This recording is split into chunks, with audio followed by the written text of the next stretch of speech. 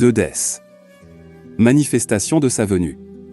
2 Thessaloniciens chapitre 2 versets 5 et 8, dans ces versets, l'apôtre Paul écrit aux Thessaloniciens au sujet des événements futurs liés à la venue du Christ et à la révélation de l'Antéchrist. Voici les principaux points de ces versets, car le mystère de l'iniquité est déjà à l'œuvre. Paul décrit la présence d'une force maléfique et d'un esprit de rébellion qui était déjà à l'œuvre à son époque. Il appelle cela le « mystère de l'iniquité », indiquant une influence cachée et mauvaise. Seulement que celui qui le tient maintenant soit enlevé, il y a quelque chose ou quelqu'un qui empêche la pleine manifestation de l'Antéchrist, mais cet obstacle sera supprimé à un moment donné dans le futur. Et alors le méchant sera révélé, une fois l'obstacle levé, l'Antéchrist sera révélé au monde. Il est décrit comme « le méchant » ou « le méchant », un leader maléfique qui s'oppose à Dieu et au Christ.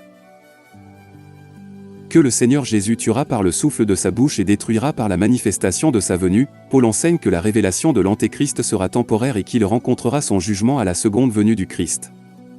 Jésus détruira l'Antéchrist par la puissance de sa parole et par la manifestation de sa venue. Ces versets font partie de l'enseignement de Paul sur les événements eschatologiques associés à la seconde venue du Christ et à la bataille spirituelle entre le bien et le mal qui se produira pendant cette période. L'identification exacte de l'Antéchrist et l'interprétation de ces versets peuvent varier selon les traditions chrétiennes et les perspectives théologiques.